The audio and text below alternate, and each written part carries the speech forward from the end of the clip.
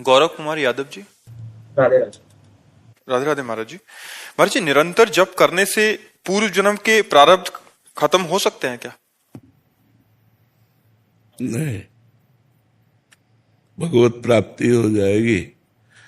प्रारब्ध भोगना पड़ेगा। प्रारब्ध बहुत वज्र की लीक होता है। नहीं तो जितने संत महापुरुष हैं ये तो भजन के स्वरूप ही हैं, रात दिन भजन होता है, फिर इनको प्रारब्ध क्यों भोगना पड़े?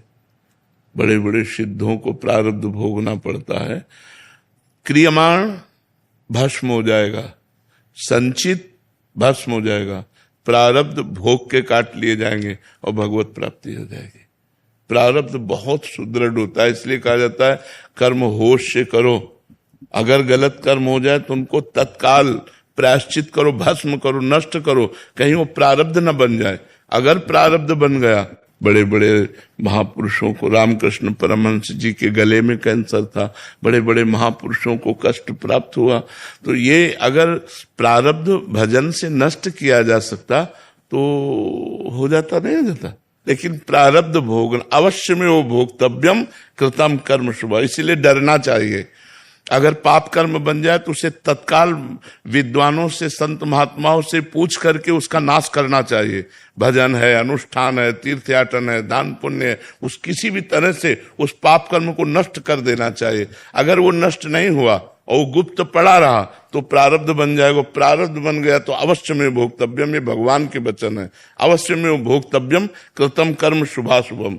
जो तुमने शुभ अशुभ कर्म किए हैं उनका फल तुम्हें भोगना पड़ेगा। अगर प्रारब्ध मिटाया जाता तो श्रवण कुमार के वध का जो शाप मिला था दशरथ जी को कि जैसे मैं पुत्र वियोग में प्राण त्याग रहा हूं ऐसे तुम पुत्र वियोग में प्राण त्यागोगे, मिटा दिया जाता। क्योंकि भगवान स्वयं जिनके पुत्र बने हैं, लेकिन ऐसा नहीं हुआ। वो वैसे ही पुत्र वियोग में तड़प तड़प के राम राम कही राम कही, राम राम कही राम, ऐसे प्राणों का त्याग किया। यदि उनके पुत्र कोई संसारी होते तो दुर्गति हो जाती, पर पुत्र सच्चिदानंद भगवान राम तो क्या कहना, सदगति हो गई। राम राम कह करके भगवान का चिंतन करके प्राण त्याग रहे हैं। लेकिन कितना बलवान कर्म है कि अगर श्रवण कुमार का वध अनजाने में बन गया और उनके माता पिता ने कहा जैसे मैं तड़प कर पुत्र वियोग में प्राण त्याग रहा हूं ऐसे तुम भी त्यागोगे, तो ऐसे ही उनको त्यागना पड़ा। तो इसलिए हमें लगता है कि प्रारब्ध कर्म बहुत बलवान है और उसको भोगना ही पड़ता है। अगर भोगना न पड़ता तो बड़े बड़े सिद्ध संतों के शरीरों में कोई पीड़ा ना होती, क्योंकि भजन के द्वारा परिपक्व हो गए तो उनके सारे के सारे पाप नष्ट हो गए। महाराज जी, नाम जप से कुछ कम तो हो सकता है? नाम जप से सहने की सामर्थ्य आती है, सहने की सामर्थ्य आती है। वो व्यथित नहीं होगा, वो व्याकुल नहीं होगा, वो परेशान नहीं होगा, हर कष्ट को वो सह सकता है भगवान के भजन से। इतना और आनंद बना रहेगा, कष्ट में आनंद बना रहेगा। ये भगवान के भजन का प्रभाव होगा कि कष्ट में आनंद बना रहेगा। नहीं, कष्ट में कहीं आनंद होता है, पर कष्ट में आनंद बना रहेगा, ये भजन का प्रभाव होगा।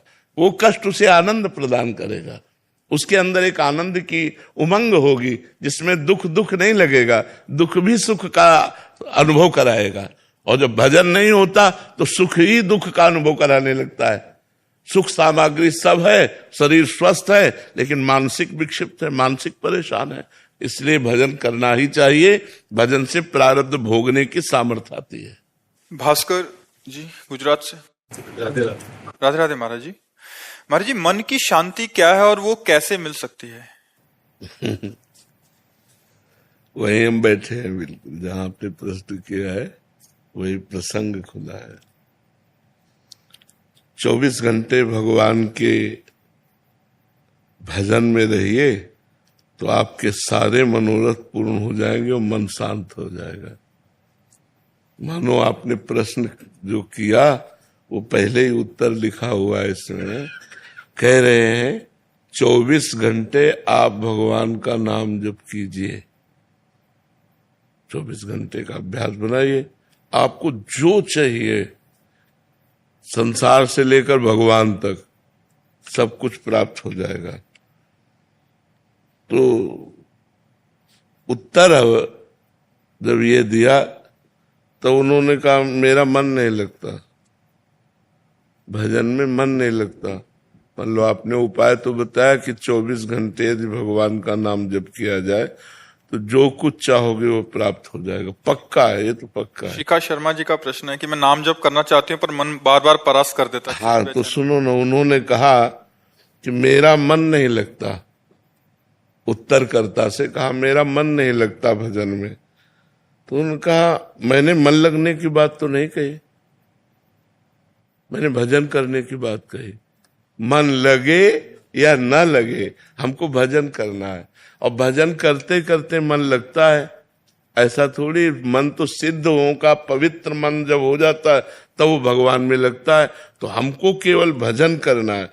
केवल हम तुम्हें ये कह रहे हैं कि नाम जप करो, नाम जप करो, मन लगे न लगे, भाव बने न बने, सब काम पूरे हो जाएंगे। भगवान के अस्तित्व में हमें संशय नहीं होना चाहिए, भगवान के नाम में हमें संशय नहीं होना चाहिए। अगर बातचीत करो तो भगवान के विषय की बातचीत करो। भगवान में निरंतर चित्त जोड़ने से ही सब पाप नष्ट हो जाते हैं, और पापों का फल ही दुख होता है, तो दुख भी नष्ट हो जाता है, बड़ा आनंद रहता है। वो आनंद वाणी से वर्णन नहीं हो सकता जो हृदय में रहता है। मीरा जी कहती गिरधर में कितना सुख देते जाने मोरी छाती। वो तो मेरा हृदय जानता है कि भगवान मुझे कितना सुख देते हैं। अगर नाम जप में चूक तुम करते रहोगे क्या रे, तो काम नहीं बनेगा। अन्यथा कोई भी कार्य ऐसा नहीं है जो हमारा भगवान नाम से पूर्ण न हो सके।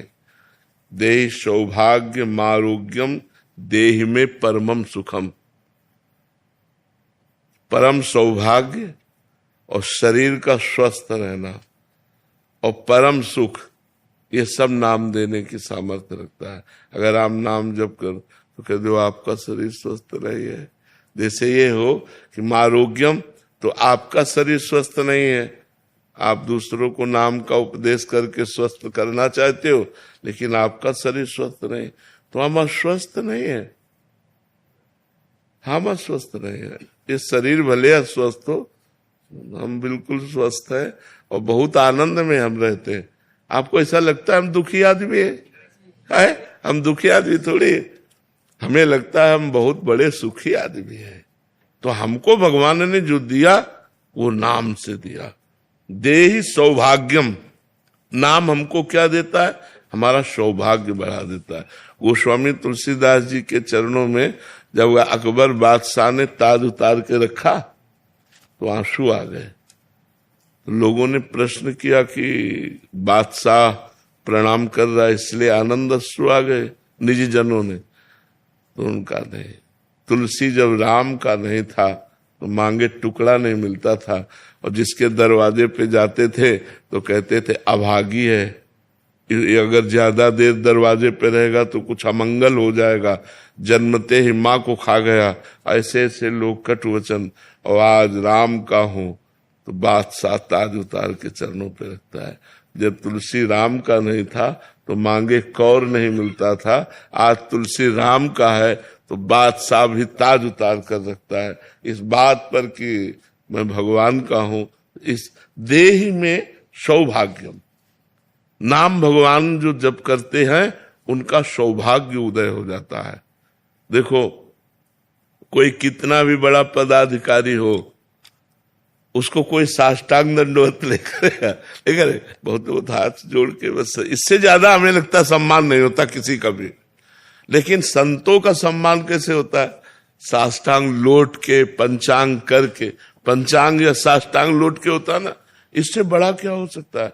किस बात के लिए सौभाग्य उदय हुआ? भगवान से जुड़ने के कारण। एकमात्र भगवान का नाम, भगवान का आश्रय, उसी भगवान के नाम आश्रय से।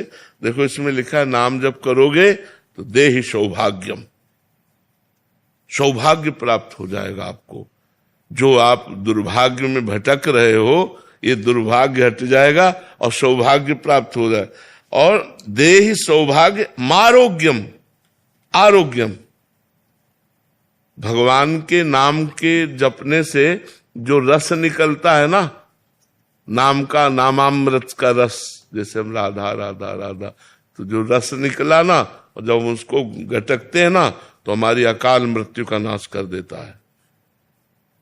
हमारे जो पापाचरण के द्वारा भारी से भारी रोग आकर हमको पीड़ित करने वाले, उनका प्रभाव नष्ट कर देता है। शरीर में रोग है, लेकिन मैं रोग रहित हूं। ये नाम का प्रभाव आपको बता रहे हैं, ये नाम का बल बता रहे हैं। और कह रहे देह में परमम सुखम। परम सुख क्या है? ये सब पार्थिव सुख है। परम सुख है प्रियालाल की रूप माधुरी की झलक आ रही, उनके प्रेम में आंसू बह रहे हैं, उनके लिए हृदय तड़प रहा है, ये परम सुख है। परम सुख ये थोड़ी है कि रुपया और पैसा, भोग सामग्री, खान पान, पद प्रतिष्ठा, ये परम सुख थोड़ी है। परम सुख है भगवान। परम कौन है? भगवान। भगवान के चरणों का प्रेम। और जो सुत वित्त लोक ईसना तीनी, ये जो पुत्र ईष्णा, वित्त ईष्णा और लोक ईष्णा, जिसको सीधे भाषा में कहा जाता है कंचन, कामिनी, कीर्ति, इन तीनों पर विजय प्राप्त करा देता है नाम। तीनों पर नाम विजय प्राप्त करा। ना कभी आपके अंदर कामिनी की इच्छा होगी, न कंचन की इच्छा होगी, और न